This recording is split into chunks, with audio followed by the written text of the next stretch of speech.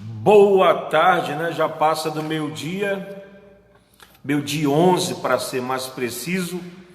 Ô glória. Queridos, eu hoje resolvi fazer esse vídeo, né, nesse horário, no nome de Jesus, e falar um pouquinho sobre um tema que tem sido muito debatido ultimamente, né? Muitas pessoas têm falado com relação ao que aconteceu com aquele homem nos Estados Unidos, George Floyd, né? E toda a repercussão que a mídia tem dado em relação à atrocidade, né, que esse rapaz sofreu. E o que a Bíblia diz, né? O que a palavra do Senhor nos diz sobre essa situação? E qual é o meu ponto de vista? Lembrando que eu procuro seguir o que a palavra orienta, eu procuro seguir o que a palavra nos mostra, eu procuro seguir o que a Bíblia diz, sabe? O que eu penso é muito relevante comparado com o que a palavra nos mostra, e eu queria, nesse instante, falar um pouquinho sobre esse tema. Primeiro, nós temos que entender o seguinte: todos os dias estão pessoas, independente da raça, da cor, sofrido, né, atrocidades.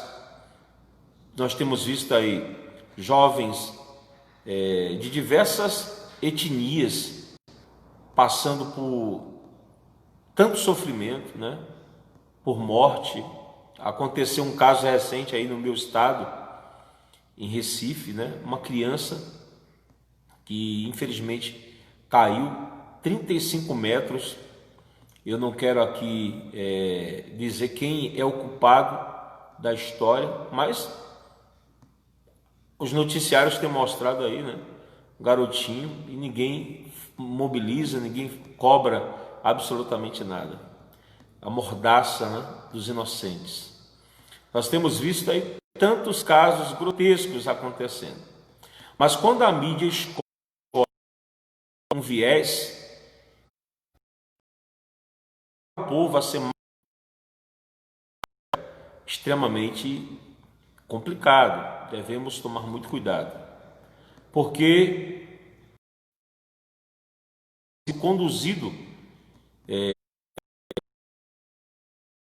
um megafone, podemos assim dizer, que ecoa, dizendo fazer, isso é uma vergonha, isso é revoltante, e o que eles escolhem, a pauta que eles determinam é que deve ser observada.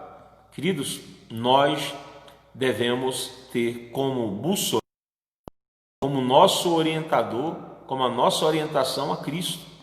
Não se meta em conflitos, em discussões vãs. Estou aqui nesse momento para alertar, pastor, com que autoridade o Senhor vem falar alguma coisa aqui. Primeiro, a minha pele, né?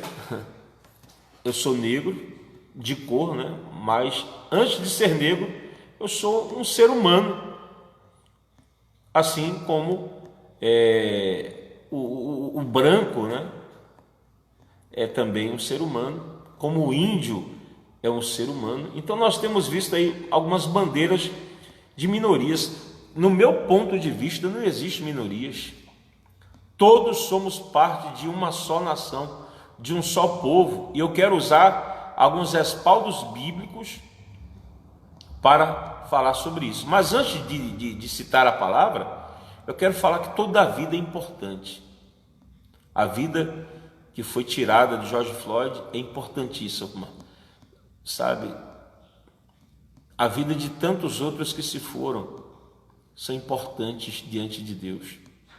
Nós não temos que nos deixar levar emocionalmente por pessoas que tentam exatamente levantar uma bandeira ideológica, sabe? Um ideal que por detrás é bancado, né?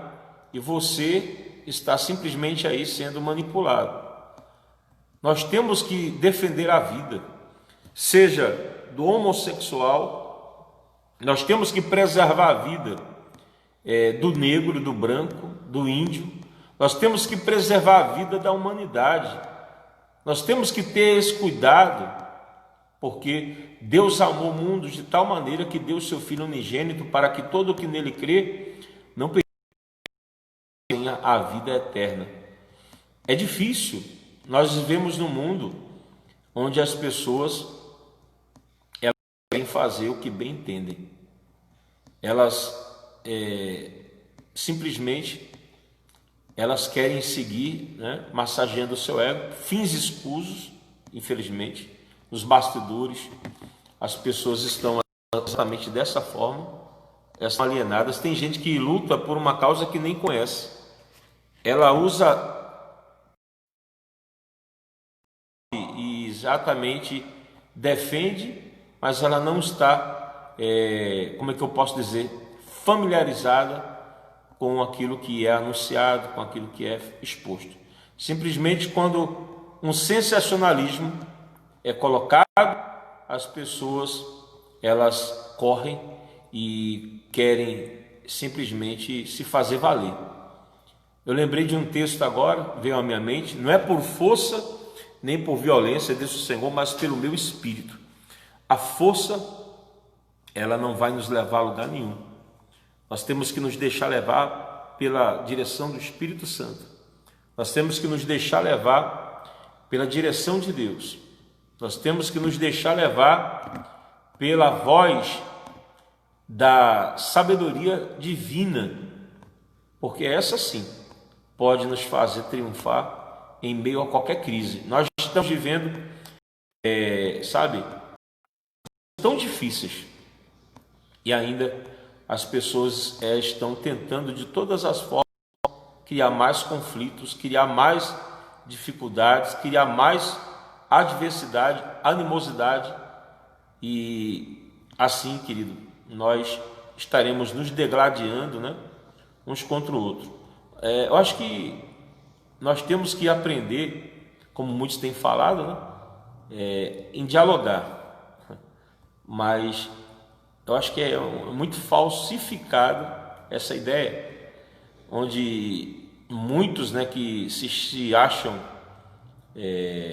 como é que eu posso dizer, detentores da verdade, né, que falam que é democracia determinadas coisas e outras não. Acho que democracia no sentido de ter um cunho voltado para uma vertente que é determinada pela mídia, sabe?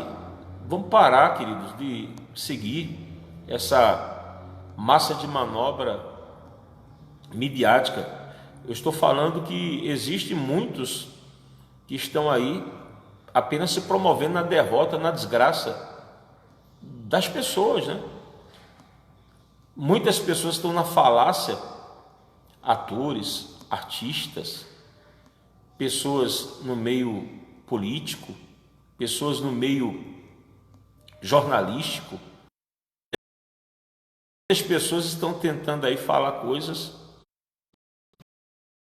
são como atam fardos pesados demais, mas nem com o dedo eles conseguem mover. É muito fácil as pessoas dizerem que em casa pode chamar um aplicativo do iFood para que se entregue o jantar, o almoço na sua casa. É muito fácil dizer fique em casa quando muitas pessoas têm aí os entregadores dos grandes mercados para trazerem as compras no seu lar. É muito fácil, né? Quando se tem a comodidade de tantos serviços, né? Tem internet, estão assistindo a sua programação de Netflix, de Amazon e outros, Disney Plus, tem contratos com Sky, internet ilimitada, enquanto a maioria das pessoas não tem sequer acesso à alimentação. Nós temos visto hoje exatamente um discurso onde as pessoas estão abraçando e simplesmente elas são as mais lesadas, essas que vão ali. E temos visto aí grupos se formando, né? Ditos democráticos, ditos pessoas que defendem a honra, mas na verdade eles só estão gerando caos. Nós temos que ter cuidado, nós temos que ter senso crítico, avaliar por nós mesmos. Não deixe que ninguém decida por você, nem mesmo eu ou qualquer outra autoridade religiosa. Nós temos que aprender a pensar, nós temos que aprender a refletir, nós temos que aprender a fazer como os crentes de Bereia, que sempre cito aqui. Os bereanos eram conhecidos por examinar, e eles simplesmente faziam isso com um crivo, e depois de examinar, eles declaravam. Hoje as pessoas ouvem e ela vai e apoia de pronto. Avalie, não seja manipulado por quem quer que seja. Eu quero trazer um texto aqui. Você pode abrir Atos dos Apóstolos, tá? Atos, capítulo de número 10, versículo 34. Atos 10, 34. Eu serei muito breve. Aleluias. Atos 10, 34. Muito bem. Se você achar viável, compartilhe esse vídeo com alguém, tá certo? Atos 10, 34 diz assim: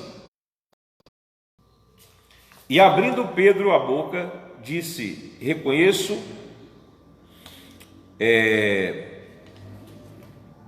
na verdade, por verdade, que Deus não faz acepção de pessoas. Deus não faz acepção de pessoas. Já tem um ponto, né, acerca de como Deus pensa, de como Deus age. E ele diz: mas que lhe é agradável aquele que em qualquer nação, ele diz, o tema e faz o que é justo. Olha o princípio de Deus.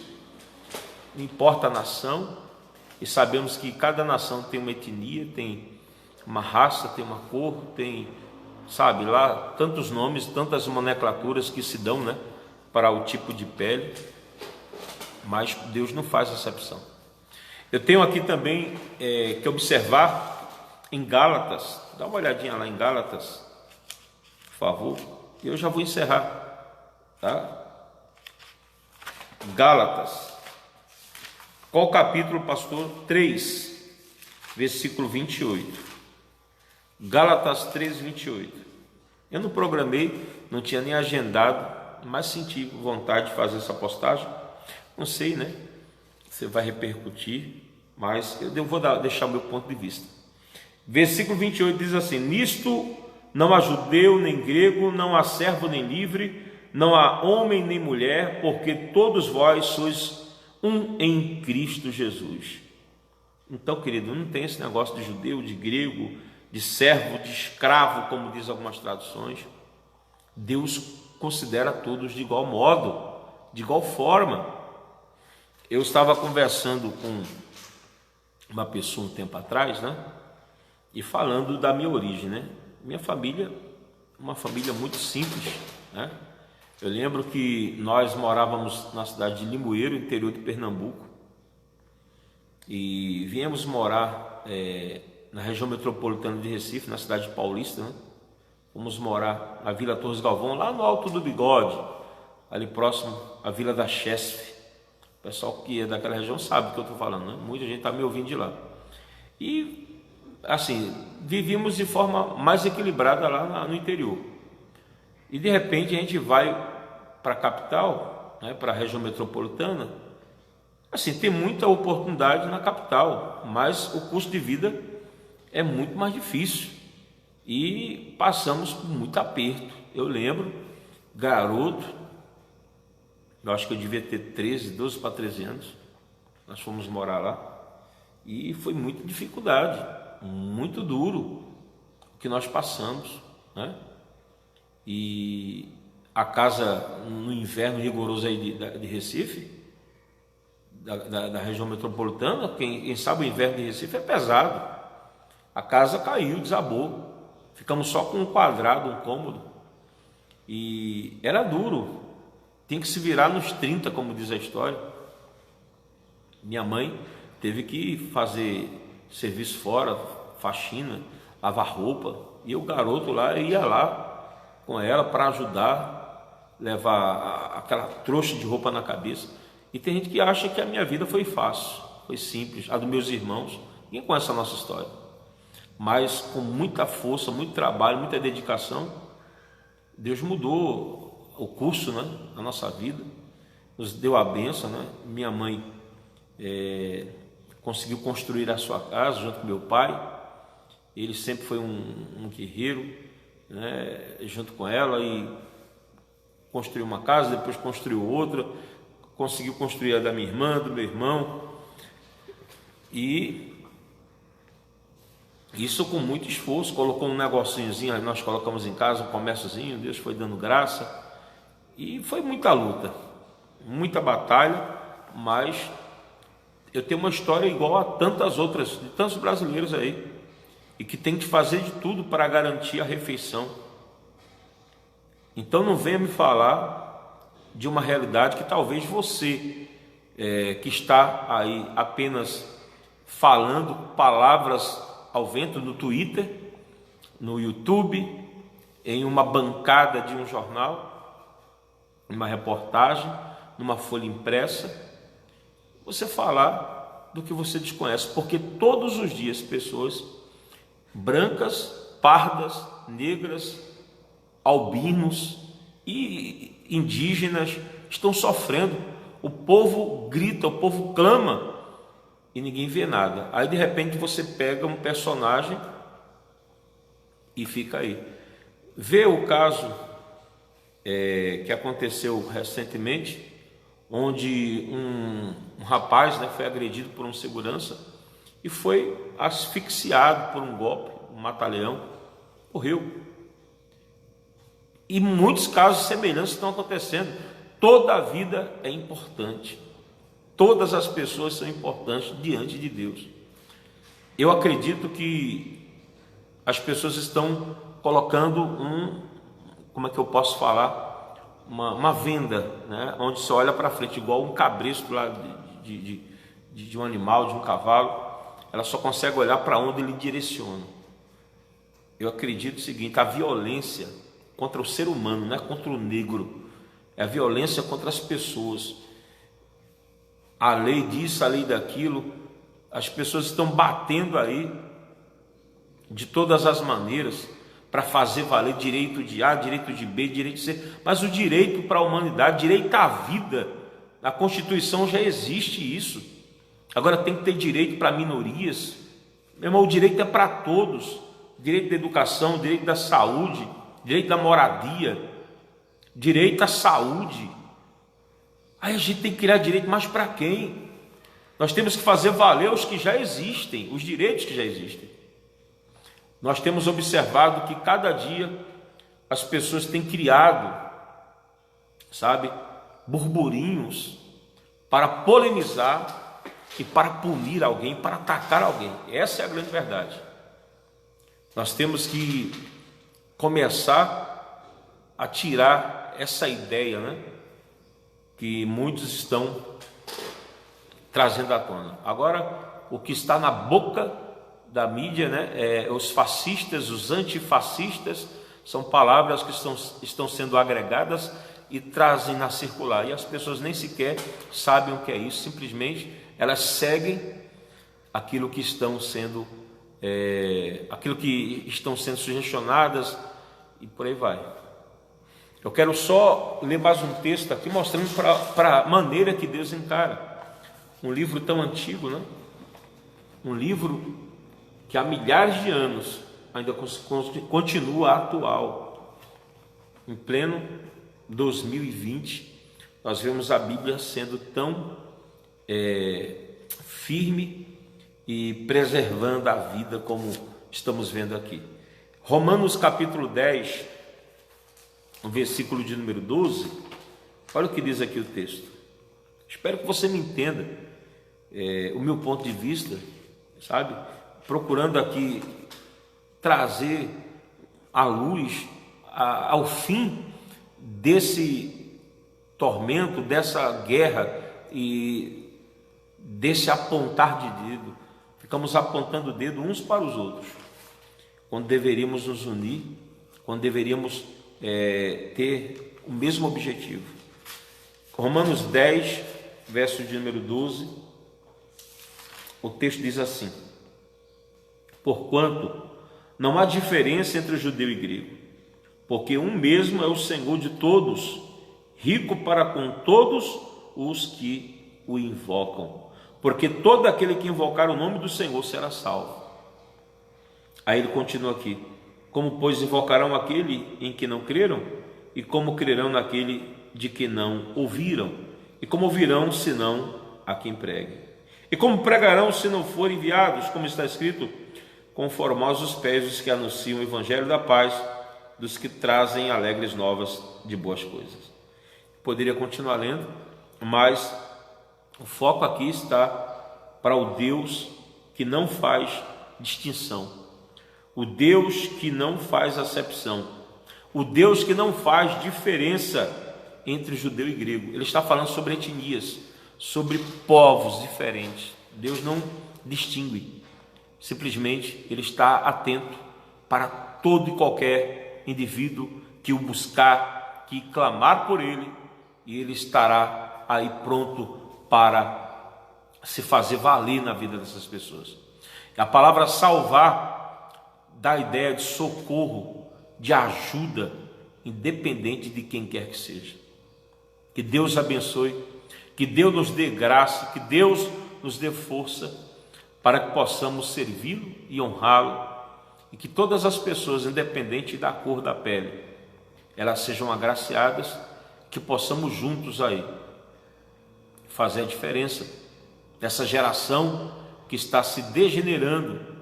Infelizmente, muitas pessoas estão com vistas talvez vendadas, né? Estão com a visão obstruída e elas não conseguem ver. E infelizmente esse é o mundo em que estamos vivendo, um mundo onde a crueldade impera e as pessoas que se acham, né, tão boas, estão apenas levando as outras ao mais sofrimento ainda. Eu fico observando, né? Nós estamos vivendo aí um momento de epidemia, de pandemia, e eu sei que muita gente está se perdendo, muita gente tem sofrido em meio a esse caos, inclusive pessoas queridas eu conheço que se foram por conta desse mal. É inevitável, porque veio de surpresa, pegou todos de uma forma muito dinâmica, ninguém estava preparado para isso. O mundo foi atingido de uma proporção terrível e nós ficamos vendo aí, sabe, falando que tantas pessoas morreram e tal, mas o foco tem sido apenas a morte. Mas os que têm vencido, os que têm também conseguido uma nova oportunidade, poucos têm noticiado a recuperação. E quando se mostra um sendo aplaudido, sendo ovacionado. Queridos, vamos botar a cabeça para pensar. Vamos orar a Deus e agradecer a Ele, porque o apóstolo Paulo, ele disse algo tremendo, né? Enquanto eu viver, eu vivo para Ele. Mas se eu morrer, é lucro. O legado que eu deixei, aquilo que eu pude ensinar, aquilo que eu pude construir na minha passagem, na minha trajetória nesse mundo. Vamos fazer a diferença juntos, independente da sua igreja, da sua religião, independente daquilo que você defende ideologicamente.